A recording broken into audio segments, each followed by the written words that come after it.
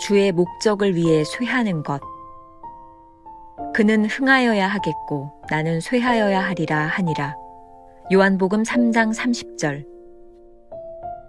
만일 당신이 어떤 사람에게 절대적으로 필요한 존재가 된다면 당신은 하나님의 의도에서 벗어난 것입니다. 당신이 다른 사람으로 하여금 예수님의 요구에 따라 살도록 만든다면 당신의 영향력은 아무 문제가 없다고 말할 수 있습니다. 그들의 역경을 막아주기 위해 손을 내미는 대신 그들이 10배나 더 강해져서 이 세상의 그 어떠한 것도, 심지어 지옥이라 할지라도 그들의 영혼을 주 예수님께로부터 빼앗을 수 없도록 기도하기 바랍니다. 계속적으로 섣부른 간섭으로 이런저런 일들이 있어서는 안 되지 라고 하며 그들의 도움이 되려고 하면 이는 하나님의 역사를 간섭하는 것이요 하나님을 막는 것입니다. 이렇게 간섭하는 가운데 우리는 신랑 예수님의 친구 역할을 하는 것이 아니라 우리의 알량한 자비를 내세우는 것입니다. 그러나 그 영혼은 어느 날 이렇게 말할 것입니다. 그 사람은 도둑이었습니다. 주님을 향한 나의 사랑을 빼앗아 갔지요. 나는 그때 저 사람 때문에 주님을 향한 비전을 잃었어요. 그릇된 길에서 사람들과 함께 기뻐하는 것을 주의하십시오. 옳은 길에서 기뻐하고 있는지 살피십시오. 신랑의 음성을 듣는 친구가 크게 기뻐하나니 나는 이러한 기쁨으로 충만하였노라. 그는 흥하여야 하겠고 나는 쇠하여야 하리라. 이 말은 슬픔이 아니라 기쁨 가운데 나온 것입니다. 마침내 그들이 신랑을 봅니다. 이것이 세례 요한의 기쁨이었습니다. 이것이 사역자의 정신입니다. 자신은 전혀 드러나지 않게 하고 다시는 기억조차 되지 않게 하는 것입니다. 신랑의 음성이 들리기 전에 다른 사람의 삶에 당신이 소중한 사람이 되려는 마음을 버리십시오. 당혹스럽거나 힘든 상황이라도, 심지어 건강을 잃더라도 당신이 그 사람의 신랑이 되려고 하지 마십시오. 오직 주님의 음성이 들릴 때 신성한 희열 가운데 기뻐하십시오. 당신은 종종 예수 그리스도께서 한 영혼을 구원하시기 위해 그의 삶을 파선케 하신다는 사실을 보게 될 것입니다. 김병선 목사의 매일 만나 365, 오늘은 3월 24일 주의 목적을 위해 쇠하는 것이라는 제목으로 함께 말씀을 나누어 보겠습니다. 첫 번째, 섣불리 간섭하지 않기.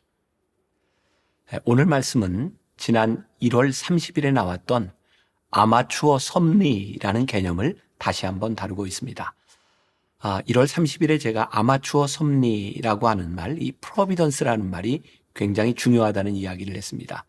만일 이 부분에 대해서 좀 궁금한 분이 있다면 다시 1월 30일로 한번 돌아가 봐도 좋을 것 같습니다. 아마추어 섭리라고 하는 말을 기억하시나요? 우리가 하나님을 대신하려고 하는 경향을 아마추어 섭리라고 했던 것. 사무엘이 엘리 제사장에게 하나님의 말씀을 전할지 말지를 고민하는 장면에서 우리가 주의해야 할 것이 있음을 알았습니다. 하나님을 대신하려는 우리의 생각들이 신앙의 딜레마가 되어 하나님께 순종하는 것을 가로막을 수 있다라는 것도 그때 나누었던 말씀 중에 하나입니다. 자, 챔버스의 글입니다. 만일 당신이 어떤 사람에게 절대적으로 필요한 존재가 된다면 당신은 하나님의 의도에서 벗어난 것입니다. 또 하나의 아마추어 섭리를 이야기하고 있습니다. 이런 것이죠. 우리가 누군가의 삶과 신앙에 간섭하면서 하는 말, 이런저런 일을 해서는 안 되지. 우리는 누군가에게 도움이 되려고 이런 말을 할지 모르지만 이것이 하나님의 역사를 간섭하는 것이 될 수도 있다는 것입니다. 아니, 더욱 무서운 것은 우리 안에 하나님의 자리를 대신해 누군가에게 절대적인 영향력을 행사하려는 무서운 야망이 자리 잡고 있을지도 모른다는 말입니다. 자, 우리의 역할은 무엇일까요? 우리 마음대로 하나님의 뜻을 대신해 생각해주는 아마추어 섭리에서 벗어나는 길은 신랑 예수님의 역할을 대신하지 않는다는 것입니다. 함부로 말하지 않도록 조심해야 된다는 것입니다. 챔버스는 오늘 묵상에서 이러한 아마추어 섭리로 인해 마지막 때에 이런 소리를 들을 수 있다라고 경고하고 있습니다. 그 사람은 도둑이었습니다. 하나님을 향한 나의 사랑을 빼앗아 갔지요. 나는 그때 저 사람 때문에 주님을 향한 비전을 잃었어요. 라고 말이죠. 오늘 본문 요한복음 3장 30절에서 세례 요한은 공적으로 이렇게 고백하고 있습니다. 그는 흥하여야 하겠고 나는 쇠하여야 하리라. 왜 이런 세례 요한의 고백이 위대할까요? 당시 세례 요한은 예수님의 공생애를 시작하기 전에 많은 사람들의 관심과 지지를 받고 있었습니다. 심지어 세례 요한이 메시아일 것이라고 생각하는 사람도 많았던 것 같습니다. 그러나 세례 요한은 절대로 주님의 자리를 대신하려고 하지 않았습니다.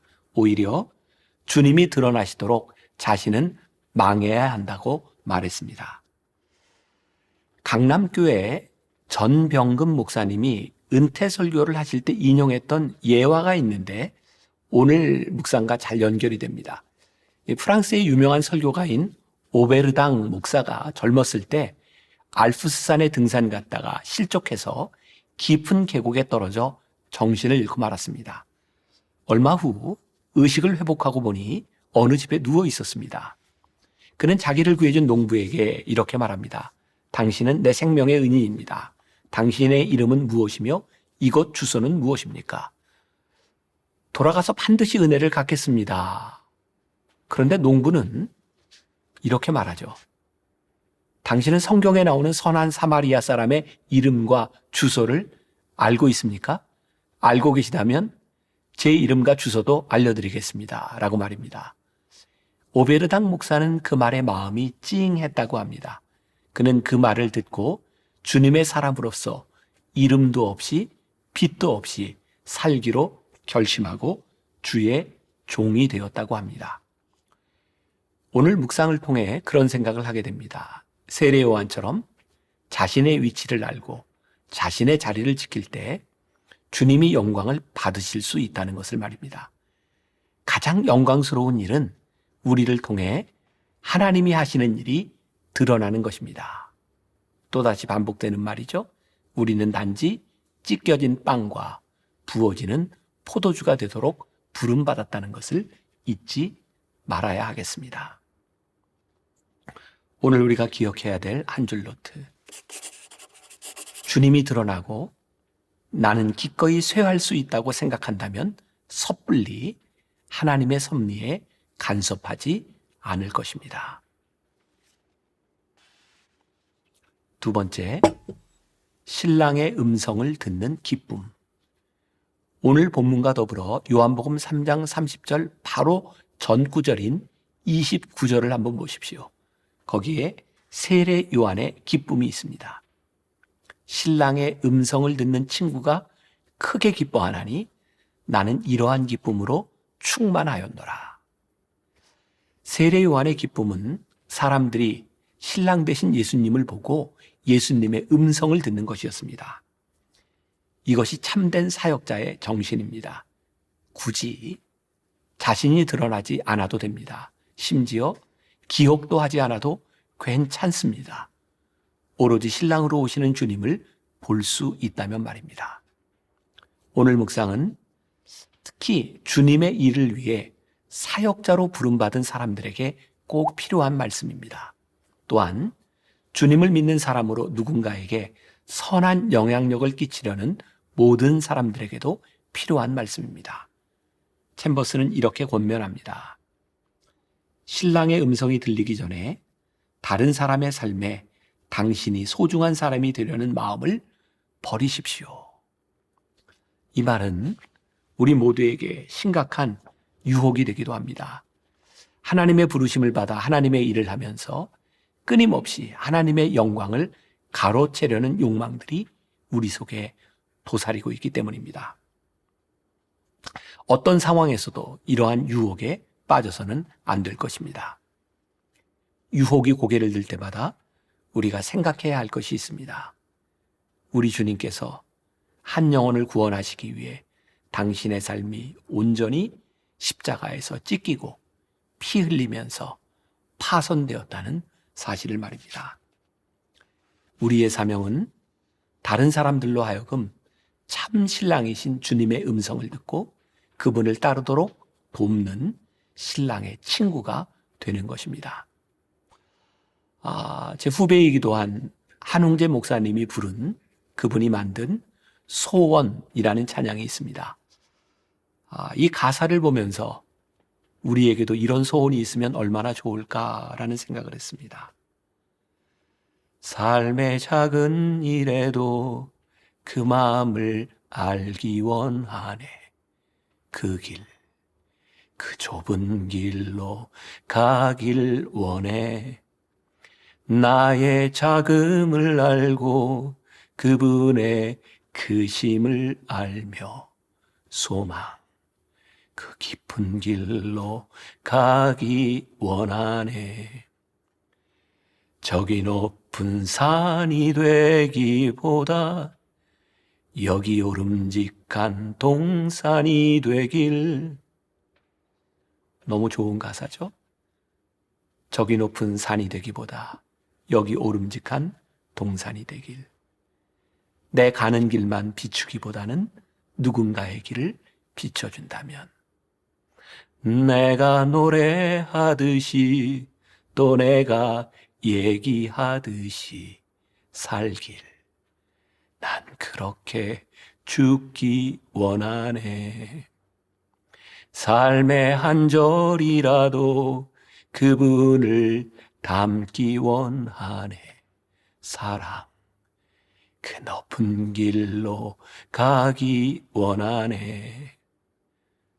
사랑, 그 좁은 길로 가기 원하네. 그 깊은 길로, 높은 길로 가기 원하네. 여러분들에게 이런 소원이 있으면 좋겠습니다. 오늘 우리가 기억해야 될 한 줄 노트. 하나님을 대신하려는 욕망이 참 무섭습니다. 사람이 아니라 오직 하나님께 소중한 존재가 되려고 몸부림치며 살아야 합니다. 오늘 우리가 이런 질문을 가지고 하루를 지나보면 어떨까요? 내가 아닌 하나님의 영광이 드러나도록 우리가 절제해야 할 일은 무엇일까요? 기도하겠습니다. 우리가 입술로는 주님을 위해 산다라는 말을 참 자주 합니다. 그러나 주님의 일을 하면서 내가 드러나지 않는 것, 누군가 나를 인정하지 않는 것 때문에 참 힘들어할 때가 많이 있습니다. 오늘 세례 요한을 바라보며 그는 흥하여야 하겠고 나는 쇠하여야 하리라 했던 믿음의 고백이 우리의 고백이 되었으면 좋겠습니다. 하나님의 영광이 드러남으로 나는 아무것도 아닌 존재가 되는 것, 그것이 우리의 소원이 되면 좋겠습니다. 하나님이 아름다운 소원을 가지고 하루를 이겨내고 승리하는 주의 백성들이 되게 하여 주옵소서. 예수님의 이름으로 기도했습니다. 아멘.